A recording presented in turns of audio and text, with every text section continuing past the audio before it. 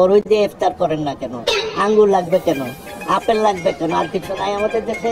পেয়ারা দেন না, সবকিছু দেন, প্লেটটা ওইভাবে সাজান।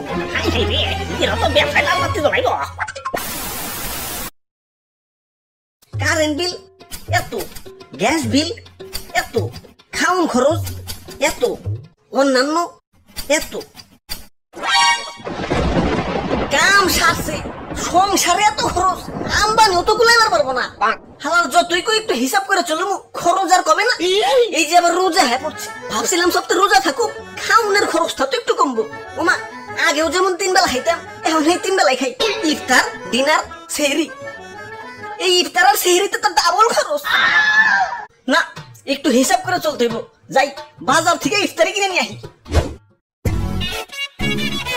ইদানিং খুব হিসাব করে চলবা লাগছি, তাই বাজেটের মধ্যে ইফতারি কিনবা লাগছি।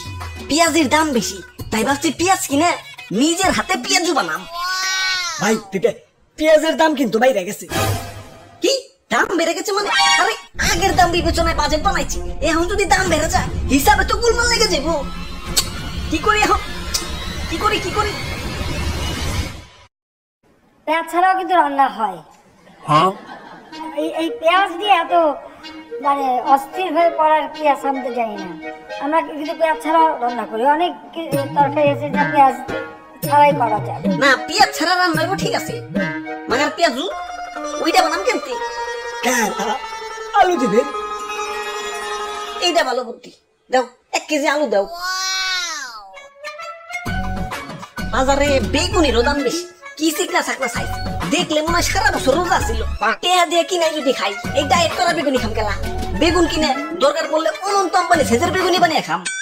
দেও 1 কেজি বেগুন দেও। ভাই দাদা, বেগুনের অনেক চাপ, সারা মার্কেট ঘুরে কোথাও বেগুন পাইবেন না। কও কি? আমারও তো টেনশনে ফেলে দিলে। তো বেগুন দিয়ে বেগুনি না খেয়ে আরো যে সবজি সহজলভ্য আছে সেটা দিয়ে খেলেই হয়, আমরা তাই খাই।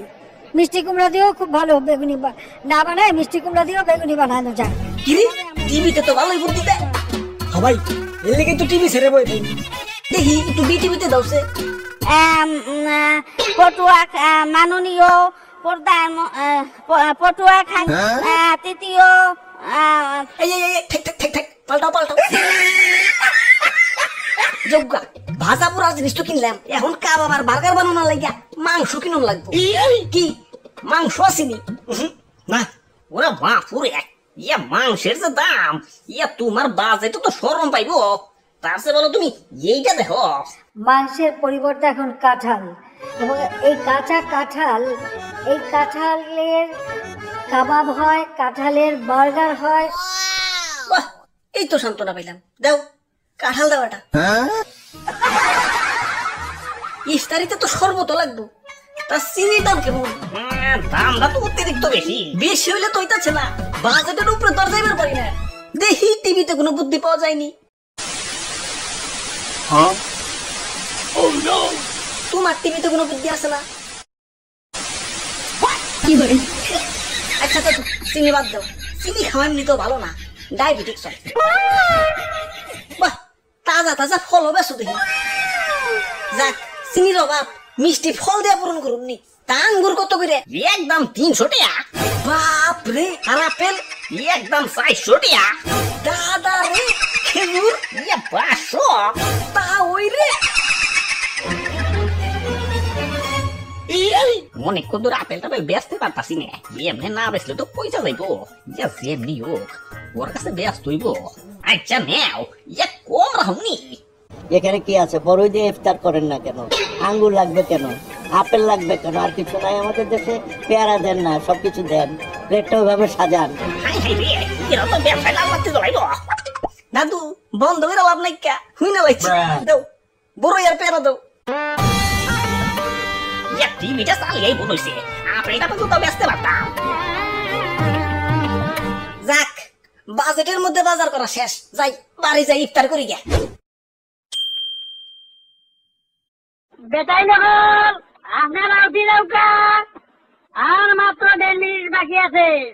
খাইলে খাওয়া, না খাইলে নাই। আদান দিলাই মু। বাবা শুনছো কি হলো? সেহরির সময় তো শেষ হয়ে যাইতেছে, টয়লেট থেকে বের হইবা না? আবুল তাবুল খাই আমার লুজমুস হইছে, ডিস্টার্ব করি মোশন আয়ুম্মা সিসি লুজ মোশন হলে তো পুচুত করে বাইরে যাওয়ার কথা। এই 1.5 ঘন্টা ধরে টয়লেটে কি করো? পয়লা পয়লা তো ক্লিয়ারই আছিল, মাগার কালকা তো আবার খিদা ঠেলায় বড়ই আর পেয়ারা পিছে সুতা খেয়ে ফেলাইছি। ওই হারাবাই তো রাস্তায় জ্যাম বাজিয়ে থইছে।